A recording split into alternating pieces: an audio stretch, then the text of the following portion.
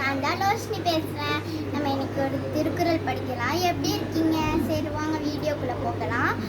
திருக்குறள் குறள் எண் 21.